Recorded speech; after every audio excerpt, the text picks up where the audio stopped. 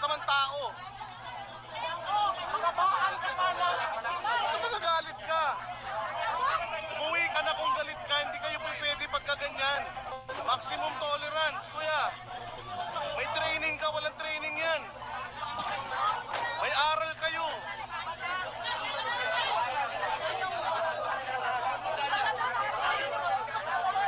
Masyado kayong galit.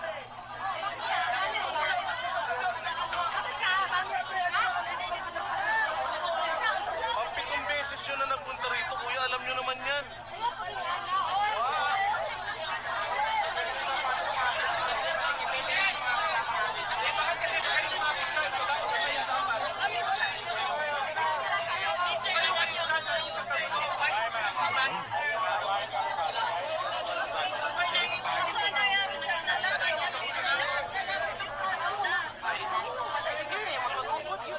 Dapat marunong din kayo lumispeto. Jen, kalma lang, Jen. Kalma lang, kalma lang. Mga bata yan. Madasalin yung mga yan. Alam mo, pagod na kayo. Hindi, walang mga haras. Pinipigilan lang nila kasi kailangan maintindihan mo, brother. Mataas ang tingin nila sa mga administrator. Nagpapahinga na, matatanda na kasi. Kaya, kalma lang tayo, brother. Hindi nyo naman kalap, hindi naman mga terorista yan. Kalma lang, pagod na kayo. Alam mo, pagod na kayo.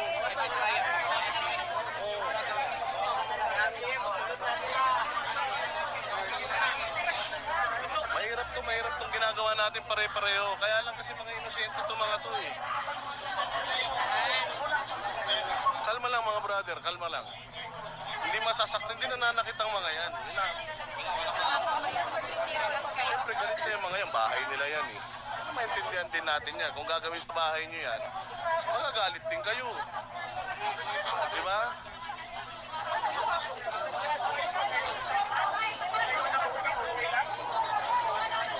Sarili naman namin itong bahay pero wala na kaming karapatan din. Kalma lang mga brother. Gawin nyo kung anong gusto nyo gawin. Pumasok ka doon, coach. Pasukin mo. Pumasok ka doon, oh. Pumasok ka doon, walang ano doon eh.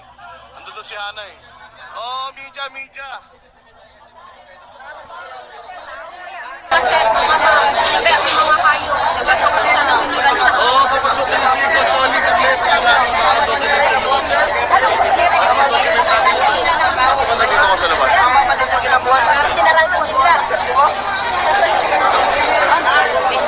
Hindi ko kanila yan. Wala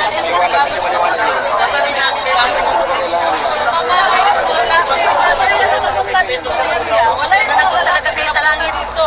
Kaya ganun na kayo. Para marin kayo. Alam naman natin, sumusunod lang kayo sa utos. Oo, pero kalma lang. Mataas na intention natin pare-pareho. Sino pinoprotektahan nila yung property nila, kayo naman nagtatrabaho. Bigayan lang sir, mga sir, bigayan lang.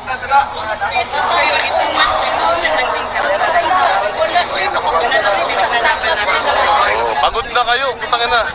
Nakakapagod tong pinagagawa sa inyo ni Torre. Sa totoo lang, nakakapagod yan. Dito kami kasi dinudumog.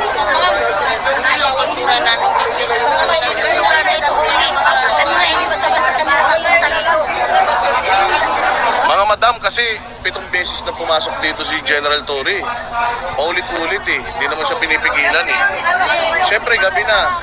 Yung administrator kasi nila, mataas ang posisyon nun sa kanila. Kaya nagpapahinga na, matanda na. Pag may nangyaring masama doon, may namatay na kanina.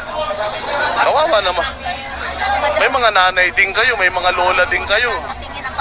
Intindihan natin pare-parehas, stress na kayong lahat. Pero hindi din kayo pwedeng. Takin mo may mga baril kayo, gabi na, naghahanap kayo. They are more than lenient. Pinayagan na kayo kahit wala kayong search warrant. Warrant of arrest lang ang meron kayo para sa isang tao. Lahat ng buong compound tiniterrorize nyo. Diba? Bantakin mo, pulis kayo tapos terorista ang dating nyo. Huwag naman ganyan.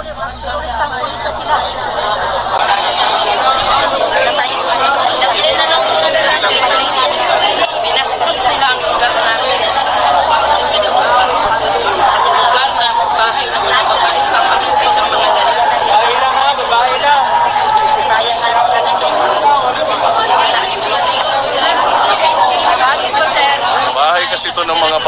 may mga edad.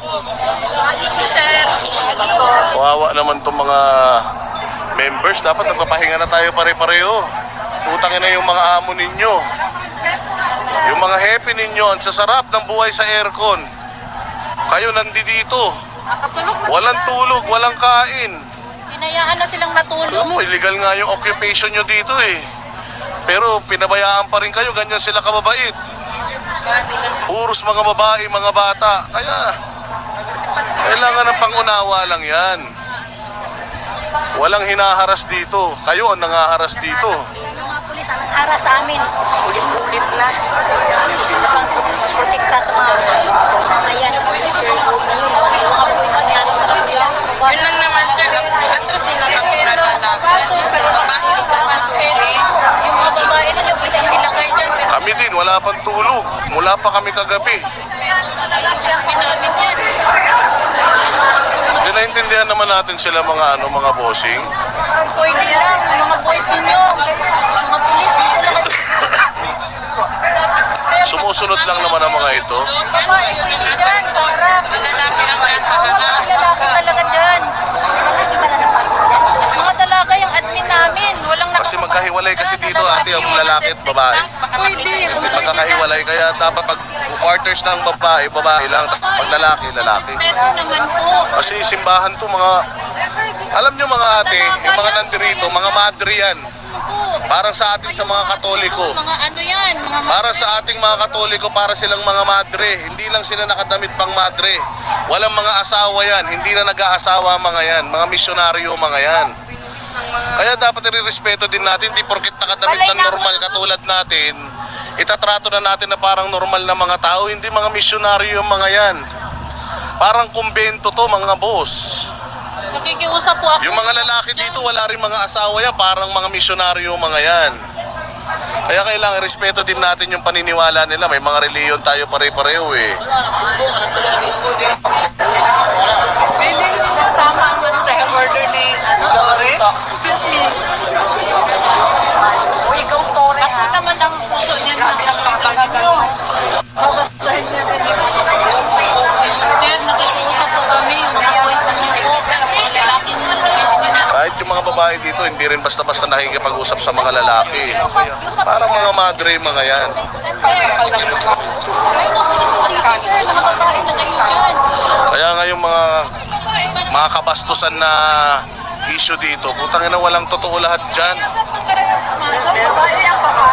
Tatay si pastor ng lahat ng tao dito.